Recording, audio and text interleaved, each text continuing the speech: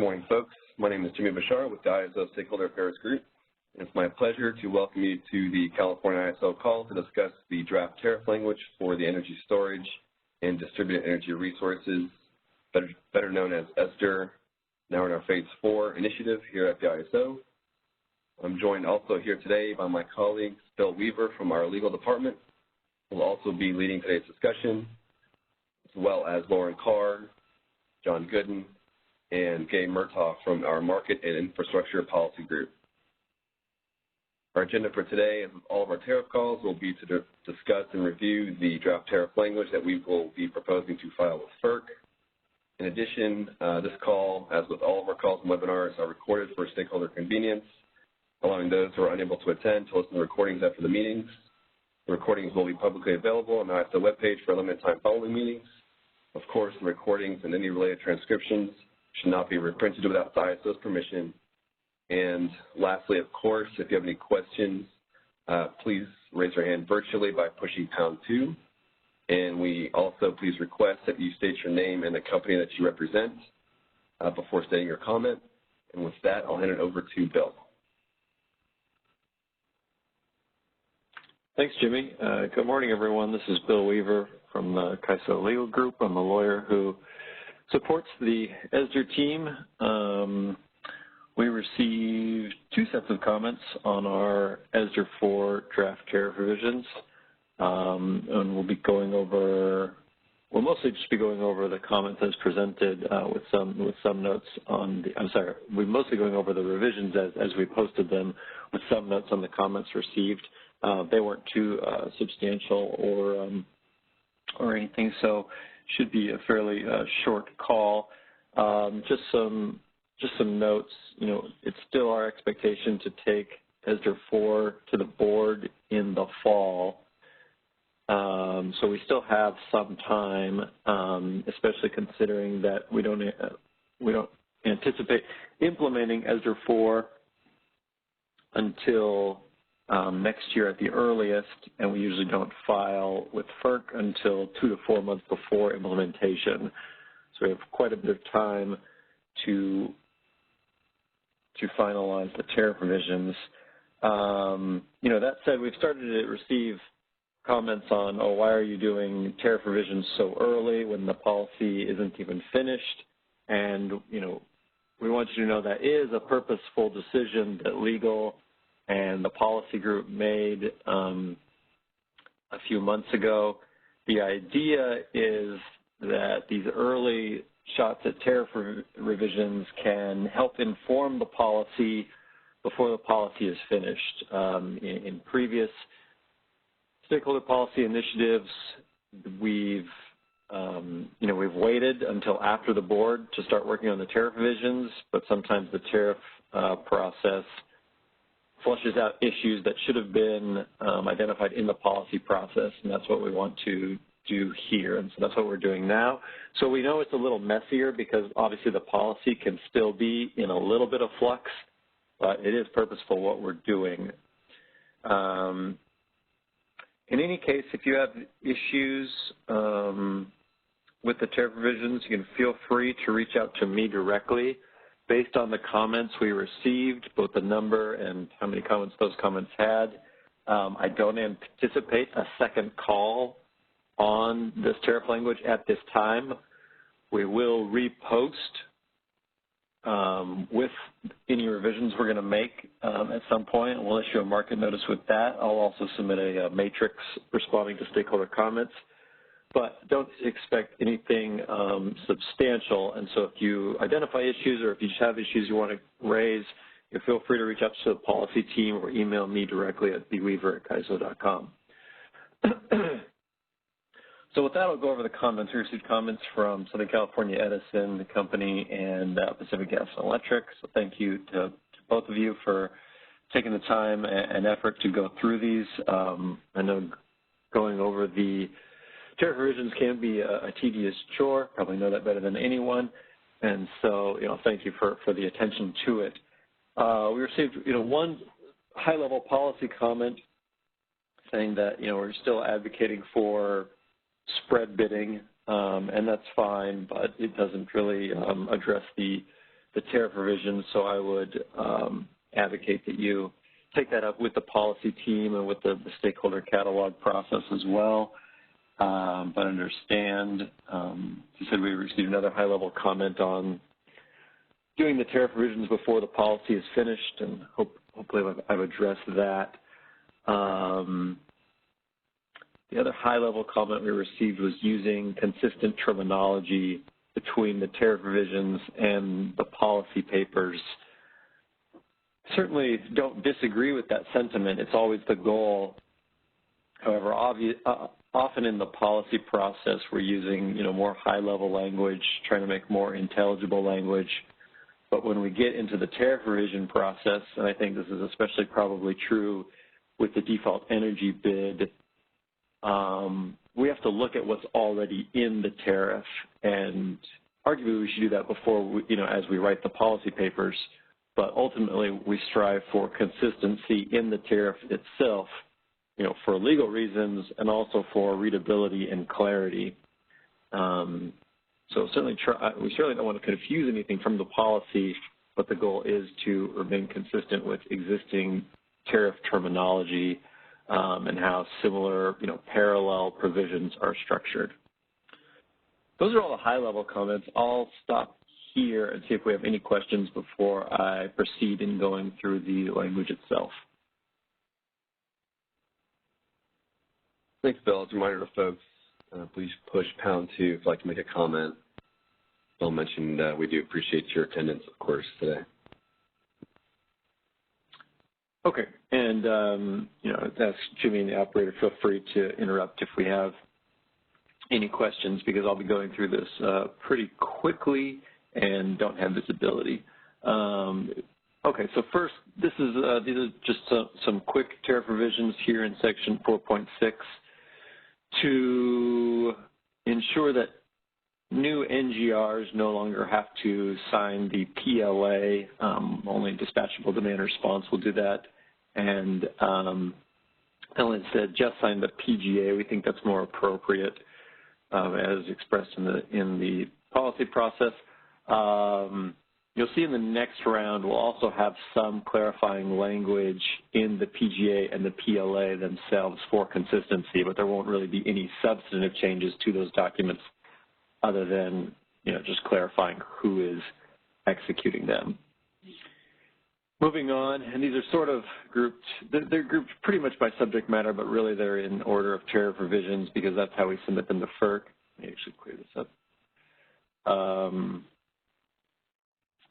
Let's see, so now we have, this is Section 4, Roles and Responsibilities. Here we're clarifying that demand response resources who are above a megawatt can specify a maximum number of operating hours for dispatch. Pretty straightforward tariff revision. Now we're moving into end of hour state of charge and the new self-scheduling rules. This is Section 11, which concerns settlement, and it's just outlining the bid cost recovery rules. If scheduling coordinators use those tools, basically saying that they'll be ineligible for real-time market bid cost shortfalls during the relevant operating hours preceding either the end of hour target or the self-schedule. Let's see. And that was purposeful. We didn't want to make anything as broad as saying, oh, you'll be ineligible for bid cost recovery, because that's not entirely accurate. There's still, bid cost recovery is the result of a variety of different, very specific settlement charges, and really it's only the real-time market bid cost shortfalls that they would forego. Still on state of charge components, you'll see, this double line in green. This isn't a strike. I'm simply moving this language down because now we're at the point where we have enough state of charge bid components. I felt it was, prudent to break this out into a separate subsection. So I've moved down the provision we already had, and you'll see in red are the new provisions. And this is just specifying that they'll now have a it's a minimum and maximum megawatt hour targets and how to do that, and that there are some restrictions. We received one comment here saying that we needed to specify a prohibition on an end-of-hour state of charge value below the minimum operating limit. My intent was to avoid listing out a lot of specific things. I already have, I guess, 6 specific restrictions here, but I tried to cover the minimum operating limit with this, far broader provision here that just says Romanet 2, which is exceeding their master file energy or capacity limits. And obviously we can specify what those are, including the minimum operating limit, in the business practice manual.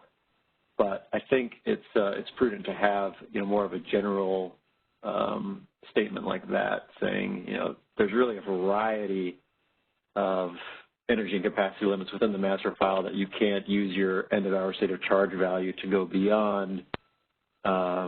The risk in listing more specifically is that if you forget one thing, you essentially exclude it by listing all the others.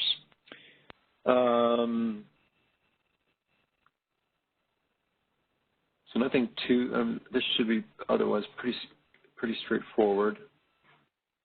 This latter provision discusses big cost recovery rules kicking in. Just a reminder and incorporation by reference. Here, so now we're on the default energy bid and mitigating NGRs. You'll see in a few sections we've struck the language that previously exempted NGRs from mitigation. And then we have the default energy bid itself, which is quite obviously the most complex and lengthiest part of these tariff revisions. The goal here for me was to include all the rates, terms, and conditions that I think are necessary to use the default energy bid for NGRs. That said, still trying to have it be a comprehensible, straightforward default energy bid. Looking more at the hydro default energy bid, the gas-fired and the non-gas-fired default energy bids are very complex because they use a wide variety of external indices, whereas the NGR DEB, has the advantage of mostly using results from our own market processes, and so that allows us to have it be a little shorter and a little more comprehensible, I hope. Here we're just specifying that it is still the SC's option with the resource owner to rank how they want to use their default energy bid, and the other options within the tariff are still available to them. And if they don't rank, the variable cost option would be first, then the storage resource option, the negotiated rate option, and the LMP option. We received one comment, I believe, to make storage resource option a defined term. I didn't do that originally because storage resource option means what it says in English, and therefore there's no need to define it when the dictionary does that for me. And this is, I think, the only reference to it, and it's still in almost the exact same section. But it's something we can consider as we go forward. But usually I don't define words that mean what they say in English. Moving down. Oops, I think this was just this is just existing. I think I had these here for reference. So here we have the storage resource option. And we received some comments on adding, I think, a comma here, which we could do pretty just a small nit, really. Let's see. It's not my inclination to go over this in detail as we do that in the policy papers, and we didn't receive much comments here. Basically, try to make this as try to strike a balance between the appropriate level of detail and still having it be, comprehensible and readable. But ultimately, it is essentially the English expression of a formula, and that can be, somewhat complex. We received one comment questioning whether we wanted the opportunity cost calculation in the tariff. My view is that it's unavoidable. I think it is a rate, term, and condition of service under the Federal Power Act, and therefore has to be in the tariff rather than the business practice manual. There are some things we can use the business practice manual to refer to, but really for any resource owner or scheduling coordinator to use this option, I think we would have to specify the opportunity cost in the tariff itself. I think there was one comment here to add an and between scaled and based. I don't think that's correct because we really are saying what we're scaling it based on. These aren't supposed to be two separate verbs. I think if anything, though, it makes me realize that we don't need the word based at all. I'll probably strike that so it would only be scaled on the ratio of the previous forward market LMP trading day, et cetera, and that might be more clear. But that is it for the tariff revisions, and that is it for the comments received. I'll pause here to see if anyone has any questions, but again, you shouldn't feel compelled to raise your objections on this call. I mean, I can clarify issues or address them in real time, but you can also reach out to us and the policy team via email or afterwards if that's easier. It's no problem at all. We do have two questions. So please state your name, company, and question. Hello. Yes, this is Elvis Florida from PG&E. Good morning. Can you hear me? Yeah. Hey, Elvis. Great. Going back a few pages to the target, the storage targets, I don't believe the reference to the operating day is a good one. You should be able to set targets for any market where the real-time bid is open. So if the following day, the next operating day is open for the real-time market, you need to be able to set targets for that. And I don't even think the item is even necessary in this context. So the only conceivable place you could state a target for is in the real-time market anyway, and you should be able to put targets in for the open real-time market hours.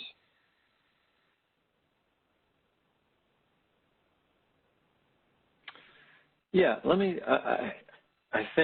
look into that. I think the idea was that we didn't want, really, it's like only this last, almost a single last, 3 intervals in the real-time market extending into the next day ahead. And we also, I think the other issue is that scheduling coordinators have the ability to, reset their state of charge in the day ahead. So I think the preference is that they use that functionality rather than the end of our state of charge. But let me look into this I don't think we have Greg Ford on from our technology team. Okay, good. Yeah. But yeah, I don't think you're getting the timing of the markets right in your understanding right now. I mean, the day ahead is already, you can't set a target for the day ahead market less than 18 hours in advance. You do it for the next day. And once that's passed, you have no more opportunities for the following day until you get the day ahead market results. And at that point, it's obvious, since you're putting in bids for the next day potentially, you need to be able to put in state of charge targets for that day as well. You shouldn't have 2 different timelines for those 2 sets of parameters.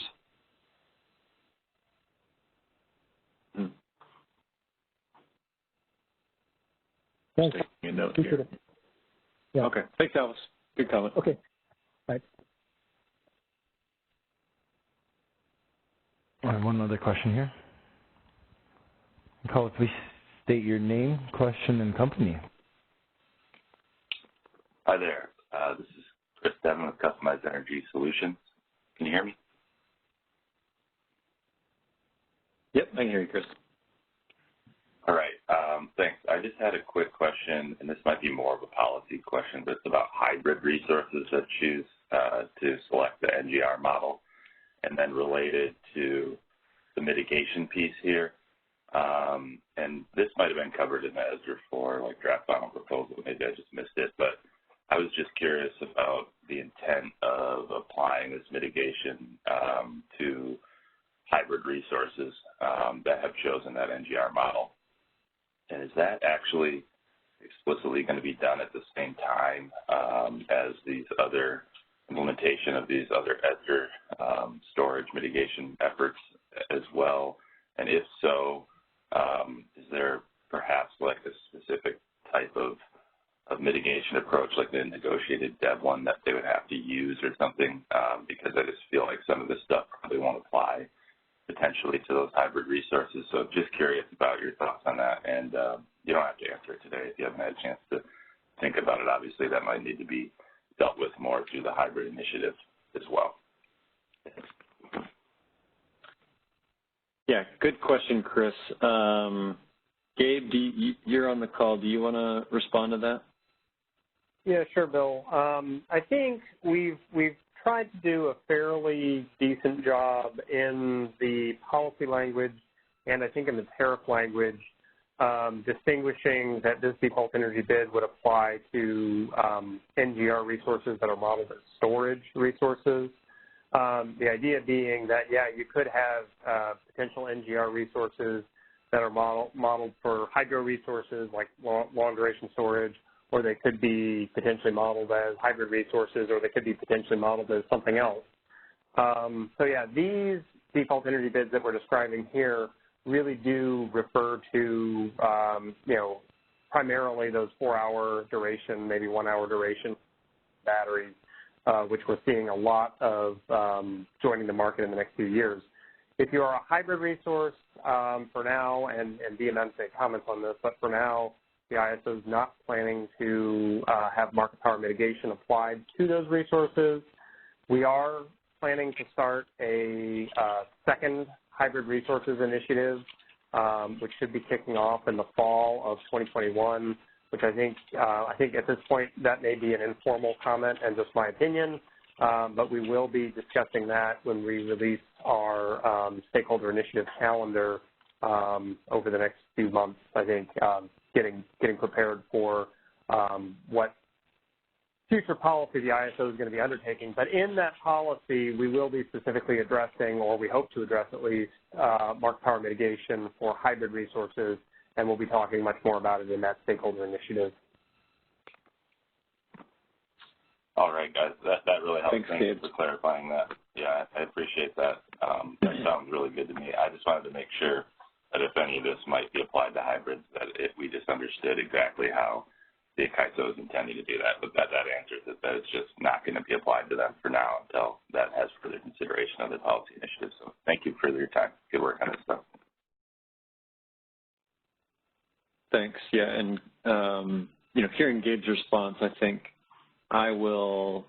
We're doing the hybrid resource tariff revisions and the ESR 4 tariff revisions separately and simultaneously, but I certainly think before we would go to FERC, and probably when we repost, as we strike NGRs, here in 31 in the different sections that say, who is exempt from market power mitigation, we should probably add in the new term of hybrid resources, just to clarify. I think Gabe's right that on the DEB, it's clear that it's it's a storage option. It's not an NGR DEB option.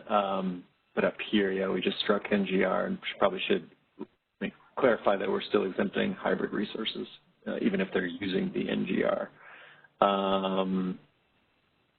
Okay. Well, any other questions or comments? No other questions at this time. All right. Well, thank you, everyone, and feel free to reach out to me or the team directly. I'm at bweaver@CAISO.com, and I hope everyone has a great week. That concludes our conference. Thank you for using AT&T Event Conferencing Enhanced. You may now disconnect.